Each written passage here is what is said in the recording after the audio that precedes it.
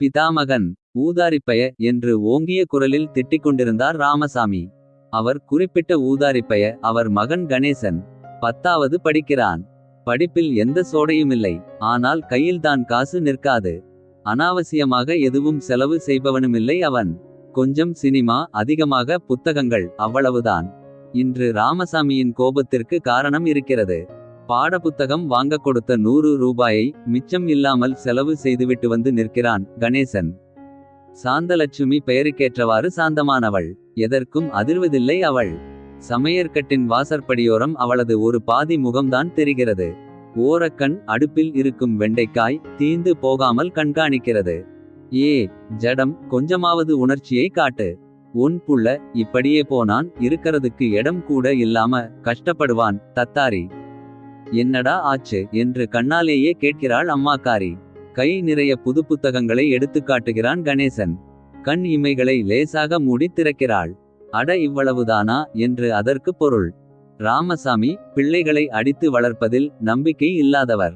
2 சுடு சொற்கள் திருத்த முடியாவிட்டால் அடி மட்டும் திருத்திவிடுமா என்ற கேள்வி அவர் மனதுக்குள் உண்டு. அவருடைய சிறுபிராய அனுபவங்களும் அதற்கு காரணம். அவருடைய தந்தையாரும் அவரை அடித்ததில்லை. ஏன் இப்போது அவர் திட்டுவது போல் திட்டியது கூட இல்லை. ஆனாலும் அவர் ஒன்றும் வாழ்க்கையில் சோடை போகவில்லை. படித்தார், நல்ல அரசாங்க வேலைக்கான தேர்வில் முதலாவதாக வந்தார். இன்று கை நிறைய சம்பாதிக்கிறார். ஆனால் அவரொத்த பையன்கள் கண்டிப்பின் காரணமாக கையில் பணம் சேர்ந்ததும் கெட்டொழிந்தது அவருக்கு கூடுதல் ஞானத்தை கொடுத்திருந்தது. விளையாட்டும் கேளிக்கைகளும் வாழ்க்கையின் ஒரு அங்கம் என்பதை அவர் உணர்ந்தே இருந்தார். தன் பிள்ளைகளுக்கு உணர்த்தியிருந்தார். ஆனால் அவை அளவு மீறி போகும்போதுதான் அவர் கோபப்படுகிறார். கணேசன் சரியான புத்தக பைத்தியம். புதிதாக ஏதாவது கடையில் தென்பட்டால் வாங்க அவன் கை அரிக்கும்.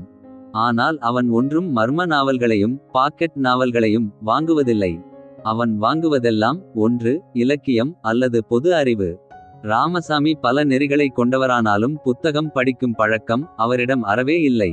அதனால் புத்தகங்களுக்காக செலவழிக்கும் காசு வீண் என்பது அவர் எண்ணம். படிக்கும் எண்ணமிருந்தால் நூலகம் இருக்கவே இருக்கிறது என்பது அவர் கட்சி.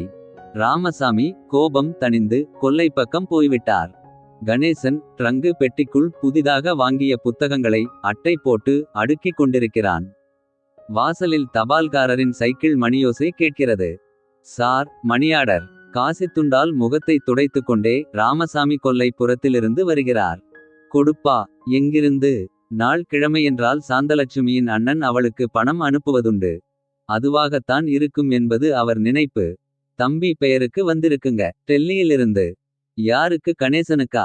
அவர் குரலில் ஆச்சரியம். ஆமாங்க, தம்பி ஏதோ போட்டியிலே கலந்துகிட்டது போலிருக்கு. அதான் பரிசு அனுப்பியிருக்காங்க. வாசலில் நடைபெற்ற உரையாடலை கேட்டு கணேசனே வந்துவிட்டான். இப்போது சாந்தலட்சுமி வாசல் நிலைப்படியில் பாதிமுகம் காட்டி நிற்கிறாள். ஓ, சயின்ஸ் டேலண்ட் எக்ஸாமா என்றபடியே மணியாடர் பாரத்தை வாங்குகிறான் கணேசன். கையொப்பமிட்டபின் பணத்தை தருகிறார் தபால்காரர். ராமசாமியால் நம்பவே முடியவில்லை. 500 ரூபாய் நோட்டுகள். மொத்தம் 10. 5000 ரூபாய். புத்தகங்கள் மூலம் மகன் வைத்த வைப்புத் தொகைக்கான வட்டி. இப்போதெல்லாம் ராமசாமி நிறைய புத்தகங்கள் படிக்கிறார். ட்ரங்கு பெட்டியிலிருந்து கணேசனும் சளைக்காமல் எடுத்து தருகிறான். எனக்கு பிடித்த இந்த கதை உங்களுக்கும் பிடித்திருந்தால் இந்த வீடியோவிற்கு லைக் போடுங்க. மறக்காமல் சப்ஸ்கிரைப் பண்ணுங்க, ஷேர் பண்ணுங்க. நன்றி, வணக்கம்.